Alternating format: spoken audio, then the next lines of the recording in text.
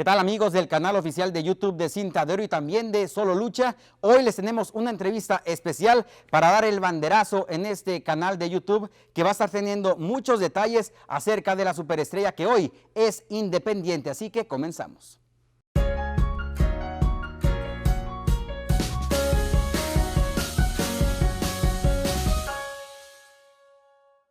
Bueno, Cinta, pues vamos a platicar de tu vida privada, de tus inicios en la lucha libre, también de tu paso por la WWE y obviamente de tu salida. ¿Cómo te va? Hola, muy bien, César, pues muchas gracias por este tiempo, por permitirme llegar a cada una de esas personas que ama la lucha libre, que ama lo que hago y de verdad, pues hoy en día, pues te voy a dar la exclusiva. Obviamente soy una persona muy privada, usualmente no hablo de mi vida privada, pero creo que es importante también la gente que está allá afuera se dé cuenta que soy un ser humano igual que los demás, que siento igual, que me pasan cosas como a los demás, pero al final del día lo más importante para mí es seguir adelante en mi carrera y que mis hijos y mi familia estén bien. Sí, comenzamos por tu primer contacto con la lucha libre. ¿Cómo nace esa afición tuya por la lucha libre? Bueno, mira, desde muy pequeño, pues desde que yo tengo uso de razón, la lucha libre ha sido todo para mí, ha sido mi pasión, ha sido lo que yo he querido hacer. Mi abuelo José Arriaga Hernández de Lerdo, Durango, de ahí es mi abuelo y mis abuelos, él tenía una pasión por la lucha libre. Yo tengo fotos de mi abuelo con El Cobarde, con Fishman, con las grandes figuras de los 70s en Ciudad Juárez. Entonces cuando yo pues estaba pequeño, sin mucho 4 o 5 años, recuerdo que me llevaba él a la lucha libre. De ahí nace mi pasión. Entonces desde que yo tengo uso de razón era todo lo que yo quería hacer, ser luchador profesional.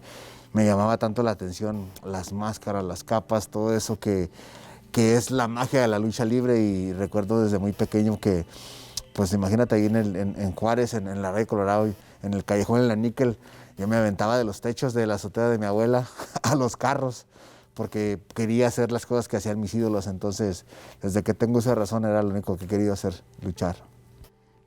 Tu vida te fue llevando por otros caminos en algún momento.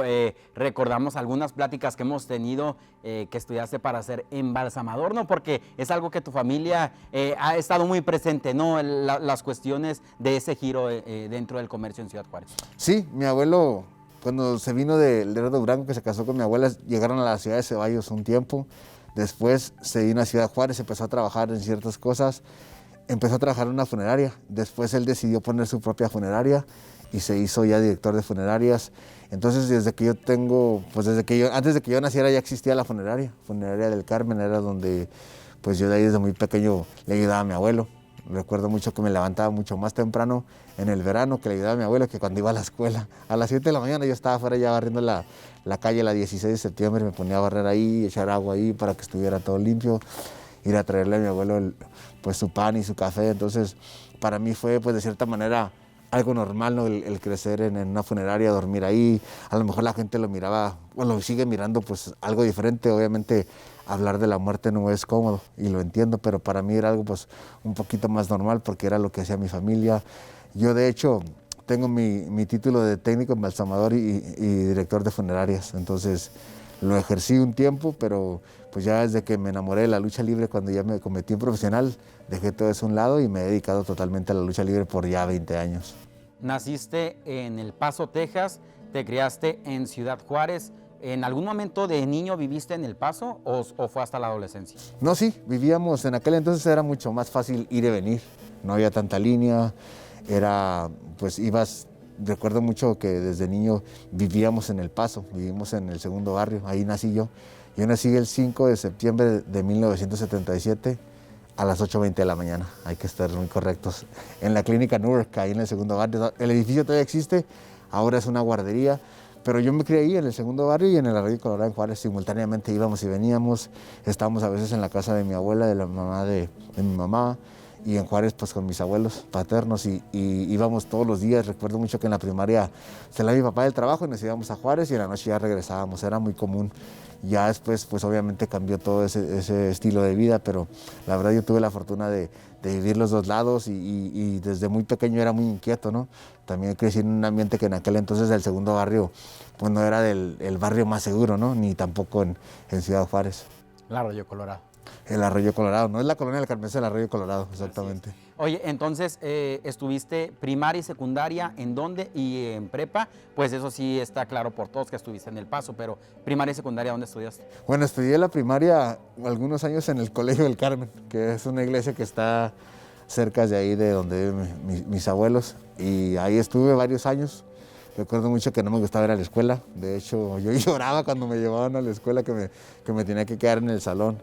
Y sí tengo muy vivo todas esas experiencias. Después nos venimos a El Paso a vivir al segundo barrio y estuve en Alamo Elementary School. Ahí estudié desde kinder hasta sexto grado. Entonces ahí estuve toda mi primaria, pero como te comento, íbamos y veníamos a Juárez todos los días, entonces pues me sentía yo pues que era más de México que de Estados Unidos, porque salíamos de la escuela y nos íbamos a Juárez y siempre era hablar en español en mi casa, nunca era realmente el inglés. Sí, quizá en aquellos momentos la frontera pues siempre ha estado dividida, obviamente, pero no había un problema tan grande como para cruzar. Los tiempos de espera no eran los mismos que ahora. Y ahora puedes durar 4 horas en la fila, puedes durar normalmente 2 horas, pero para la gente, para situarlo, para la gente que nos está viendo quizá del interior vamos a ponerlo en la Ciudad de México, pues era como ir y venir del Estado de México a la Ciudad de México. Sí. Prácticamente estabas en la misma área, pero acá era de que cruzabas la frontera de país en país. Sí, y lo curioso que cuando yo vivía yo vivía en la St. Brain, es el 1009 South St. Brain, apartamento B, ahí vivíamos. Eran apartamentos de housing, y recuerdo mucho de pequeño que venía gente de Juárez con mochilas a vendernos tortillas, a vendernos aguacate, que se cruzaban por el río y llegaban y te vendían y se volvían a ir, ellos no se quedaban. Era muy común todo ese tipo de cosas. Hoy en día no puedes absolutamente cruzar nada, está tapada la frontera, hay pues tantas cosas, ¿no?, que ya no se puede hacer eso, pero sí, definitivamente han cambiado totalmente los tiempos. En aquel entonces, como tú mencionas, me preguntaban, yo decía American, y ya, pasabas, te hacían unas preguntas y ya no tenías que enseñar identificación, no tenías que enseñar nada, tu palabra valía. Sí, tu contacto con la lucha libre no era precisamente con la profesional, sino fue primero con la lucha que fue olímpica, y esto fue en la preparatoria, ¿no? Sí, lo curioso es de que obviamente desde pequeño mi pasión era la lucha libre profesional, entonces yo, llegando a una edad donde ya era un adolescente, estuve preguntando, oye, ¿qué necesito para hacerme un luchador profesional? Entonces mucha gente me dijo, no, tienes que hacerte luchador olímpico, la grecorromana, la amateur, esa es la base para hacerte luchador profesional. Entonces anduve preguntando, recuerdo que tenía unos 12 años, hubo un torneo en el Paso, en el segundo barrio, en el Haushen, que era Coach Workman, que era el coach de la Bowie High School en aquel entonces. Él tuvo un campamento en el verano, me metí al campamento y recuerdo que luché en un torneo que hicieron ahí. ¿Cuántos años tenías? Tenía 12 años, 11, 12 años. Y me tocó, creo que gané segundo lugar en ese torneito y me gustó mucho. Entonces ya llegando a la preparatoria, nos habíamos cambiado del segundo, nos movimos allá más cerca de la Jeff. Pero como yo estaba del otro lado del freeway, me tocó ir a Burgess High School.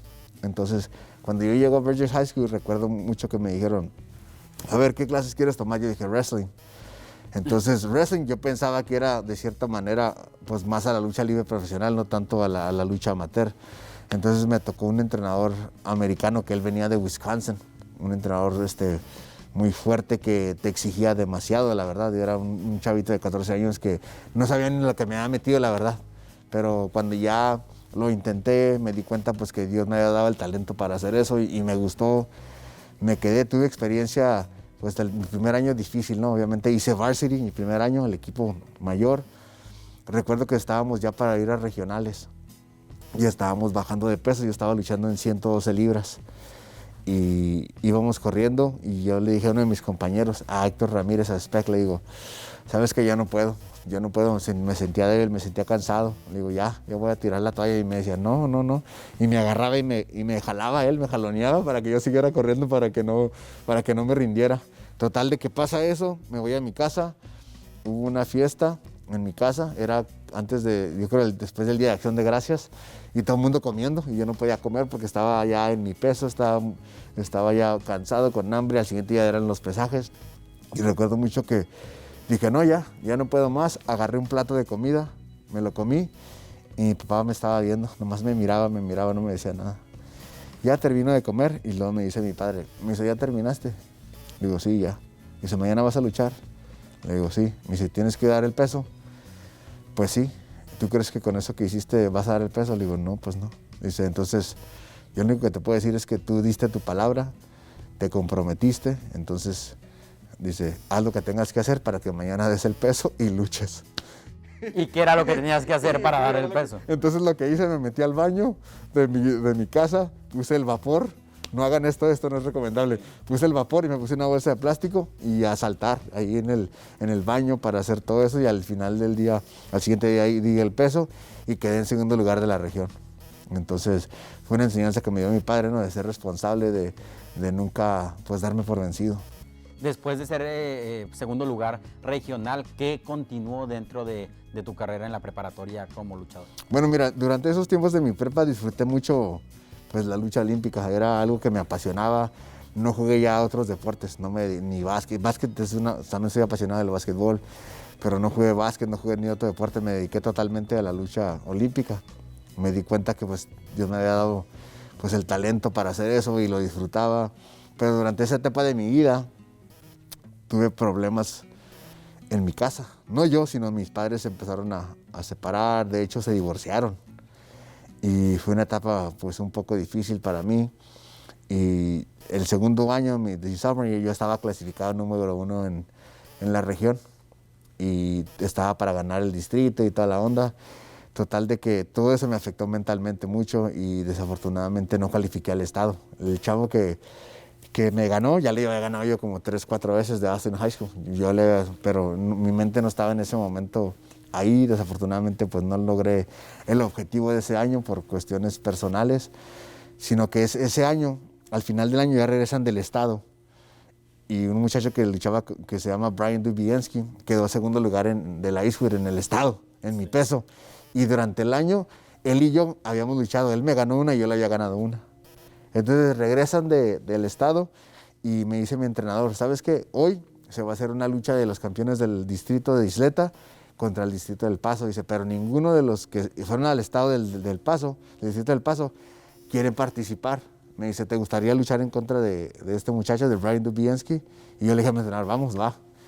Pues lucho ese día y le gané 4-3. Siendo que yo ni siquiera había calificado al estado, le gané el segundo lugar del estado. Entonces de ahí me di cuenta que tenía que enfocarme, que tenía que realmente fijarme en lo positivo y no en lo negativo. Obviamente yo no podía controlar lo que estaba pasando en mi casa, los problemas, todas esas cosas estaban ajenos a mí. Yo tenía que enfocarme pues en lo que yo quería lograr y en mi objetivo. Entonces de ahí ya mi tercer año, mi junior year, me fue muy bien, me enfoqué. Al final terminamos tercer lugar en el estado. Gané mi primera lucha en el State Tournament. La segunda la perdí esto es bien curioso, con Ricardo Reina de Hanks High School. Después lucho varias veces, él pierde en la semifinal y me toca en la bracket de la backside y le gano 1-0 y lo saco del torneo del estado. Yo tuve que ganar 8 veces para quedar en tercer lugar. El que ganó el estado ganó nomás 5 luchas. Imagínate, desde muy temprano perdí, entonces me tuve que ir una cadenita hasta quedar en tercer lugar. Es como si hubieras jugado en el comodín. Exactamente. Entonces, lo curioso de esto es que después él se convierte en el doctor de mis hijos. Oh, de verdad. Sí, hoy en día es el doctor de mis hijos. Y hubo mucho tiempo que perdimos comunicación hasta que se me dijo, ¿tú eres así, así? Le dije, sí. Y me dijo, wow, dice, yo luché en contra de ti, total de que ahí platicamos toda la onda. Entonces fue una historia pues muy curiosa, ¿no? Mi último año también fue un año muy difícil porque al empezar el año, en el mes de noviembre, mi abuelo fallece, que mi abuelo era pues de cierta manera era como la persona que me apoyaba, que estaba ahí, que me llevaba a los torneos porque mi padre estaba trabajando. Fallece mi abuelo de repente, de un día para otro, le da un paro al corazón y fallece. Mi abuelo fallece el 20 de noviembre de 1996. Yo tenía 18 años de edad. Entonces, ese día fue algo muy curioso porque estábamos en la escuela, en la clase de inglés, y estábamos hablando de una historia que se llama La Muerte Roja. Y recuerdo que me sentía muy incómodo, sentía así como pensamientos muy extraños, cosas que nunca me había pasado. pasa eso, terminamos el entrenamiento del día, me voy a mi casa. Era usual que a veces mis papás no estuvieran porque estaban trabajando, mi mamá andaba afuera. Entonces llego, me hago de cenar y todo, y como a las 10, 11 de la noche llega mi mamá con una tía mía, y mi tía estaba llorando. Y se me hizo muy extraño eso, dije, algo pasó con alguien de la familia de mi tía. Y total de que me dice mi mamá, vámonos, dice, vístete y vámonos a Juárez. Fue todo lo que me dijo. Entonces ya me he visto, traía un pantalón de mezclilla, una camisa gris y negro. De aquí, de la mitad era gris y de la mitad para abajo era negra me acuerdo muy bien lo que traía puesto. Y llegamos a Ciudad Juárez, llegamos al callejón, a la Níquel, donde es mi familia, y veo a toda mi familia afuera de la funeraria de mi abuelo. Y se me hizo así como muy extraño, dije, ¿qué pasaría? Nadie me quiso decir nada. Entonces ya me bajo yo del carro con mi mamá, y llega mi tío Andrés y me dice, necesito decirte algo. Dice, tu papá José acaba de fallecer. No, pues imagínate, me cayó como balde de agua fría, así. No sabía cómo tomarlo. Era un chavalito de 18 años que jamás te imaginas que la persona pues, que tanto admirabas, que tanto querías, pues ya no estaba. Y recuerdo mucho que ya entro yo a ver el ataúd y me caí, no me desmayé, pero me caí de dolor, ahí llorando frente al ataúd y no sabía, perdón, no sabía cómo reaccionar. Era muy difícil porque él me admiraba, me quería. Decía que algún día iba a ser campeón, ¿no? Entonces, esa temporada, recuerdo mucho que no luché las primeras 6 semanas. Y ya me dice mi entrenador, te voy a dar un tiempo para que te recuperes. Dice, si quieres luchar este año, te voy a permitir hacerlo. Y si no quieres, dice, no importa. A mí no me interesa eso, a mí me importa que estés bien. Entonces, me tomé un tiempo, unas semanas, y de repente desperto y le digo a mi entrenador, le hablo por teléfono, le digo, ¿sabes que estoy listo? Y él me dice, ok, y se vente a entrenar. Entonces empezamos a entrenar, empezamos a prepararnos. Luché el primer torneo en 145 libras, que yo en ese estaba luchando en 135. Me dijo, no te preocupes por el peso, ahorita vamos a luchar así. Gané el torneo en 145 libras, ya después me seguí preparando y seguí echándole ganas. Entonces, nunca en mi vida pensé que hubiera pasado esto, pero esa temporada quedé 35 ganadas y 0 perdidas. Campeón del estado de Texas.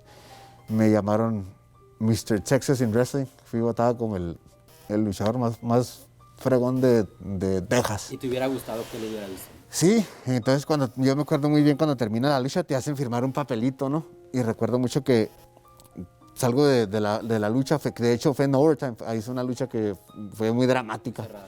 Fue muy cerrada, él era invicto, él era 32-0 y yo estaba 34-0. Él había hecho place en el estado 3 años consecutivos, toda la gente le iba a él para que ganara el estado. De repente llega este chavalito de Burgess High School del Paso y lo destrona, ¿no?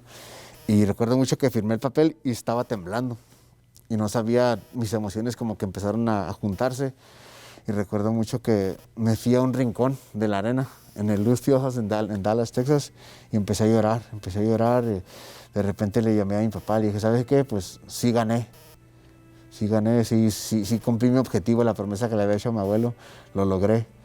Entonces, pues fue algo muy bonito, ¿no? Ya después me abrazó mi entrenador, mis teammates, toda la gente nos juntamos y lo disfruté mucho, fue algo muy bonito. De hecho, también me votaron como de los mejores atletas del Paso ese año, en un banquet que tuvimos aquí, y fue una experiencia muy bonita, pero sí fue muy duro haber logrado el objetivo y no haber visto a mi abuelo ahí, porque mi abuelo era de las personas que me motivaban y me decían, algún día te voy a ver campeón, algún día. Y entonces ese año se lo dediqué a mi abuelo, y obviamente pues parte de mi carrera profesional pues también ha sido porque él me dio pues esa motivación y me dio ese sueño, ¿no?, de ser luchador profesional. Así es, ¿cómo llega el profesionalismo después de ese momento de ser campeón estatal en Texas, campeón de preparatoria a nivel estatal? ¿Cómo llega a ti el profesionalismo? ¿Ya traías en mente algunos diseños? Decías, quiero luchar con máscara, quiero luchar sin máscara, tengo esta cartera de nombres donde puedo escoger. ¿Qué era lo que tú pensabas o qué pasaba por tu mente? No, para nada. O sea, en ese momento todavía mi enfoque era en luchar en la universidad. O sea, era lo que yo quería hacer. Yo quería continuar mi carrera amateur. Entonces, anduve viendo varias escuelas, no tuve muchas ofertas porque en aquel entonces en Texas a los luchadores no se les miraba que fueran tan talentosos, no existía lo que hoy en día existe, una estructura de un sistema donde los niños empiezan desde los 5 años, 4 años y ya para la hora que llegan a la preparatoria pues ya son unos monstruos, ¿no? En el deporte. En el caso mío todo el mundo teníamos que empezar desde que estábamos en high school, entonces no nos buscaban tanto las universidades. Yo tuve varias ofertas, al final me decidí irme a la ciudad de Springfield, Massachusetts, con Pete Maldonado, un puertorriqueño que me buscó, que era una Division III School, y se llama la escuela Western New England University. En aquel entonces se llamaba Western New England College. Y me fui a la aventura, la realidad. Le dije a mi papá, yo quiero irme para allá. No conocía de nada de allá, era otro mundo. Para empezar, el clima era súper frío. La gente era pues muy diferente, era la mayoría gente americana, no hablaban español. Pero yo me quise dar esa oportunidad de irme para allá, entonces me fui para allá y recuerdo mucho que lo primero que extrañé pues fue mi familia porque no estaba acostumbrada a estar lejos de ella. Entonces estuve un tiempo pues analizando las cosas y me sentía triste. Empecé a entrenar y eso me motivó, ¿no?, a seguir adelante. Hice el primer equipo, después al poco tiempo me lastimó la rodilla. Me rompí el ligamento cruzado de mi rodilla izquierda en un entrenamiento. Entonces fue algo muy triste porque pues estaba motivado y de repente ya estaba lastimado por primera vez en mi vida.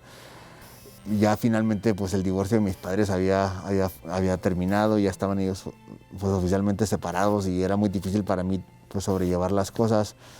Entré en depresión un tiempo y también algo que muy pocas veces le he contado, pero traté de suicidarme. Tenía 19 años de edad. Estando allá. Estando allá, me sentía solo, me sentía triste, me sentía vacío. No entendía lo que estaba pasando pues, en mi vida, ¿no? ¿No tenías a tu abuelo? Nadie, no había nadie ahí. Entonces era nomás hablar por teléfono, no era como si pudiera tomar un camión y dije, ahí vengo, voy a... Ahora como agarramos Skype o como hacemos ándale, un FaceTime. Un FaceTime, no había nada de eso. Entonces traté de quitarme la vida y lo único que recuerdo era que ¿Tomaste algo? Sí, me tomé unas pastillas y una bebida que es muy fuerte. Y recuerdo mucho que me empezaba a doler mi cabeza, me metí al baño, me metí a bañar con agua caliente y en el tina y lo único que recuerdo es haber despertado ya en el hospital. Y recuerdo haber despertado y el que estaba enseguida de mí era mi entrenador Pete Maldonado y él estaba llorando. Y me decía, ¿por qué no me dijiste que te sentías así, que estabas solo? Y dice, no estás solo, yo estoy aquí para apoyarte. Él ese año se convirtió, se hizo cristiano. Entonces me dijo, yo estoy aquí para apoyarte, lo que necesites, y Dios te ama. Y fue la primera vez que realmente me hablaban de eso, ¿no? De Dios. Yo pues crecí en un hogar católico que era muy diferente.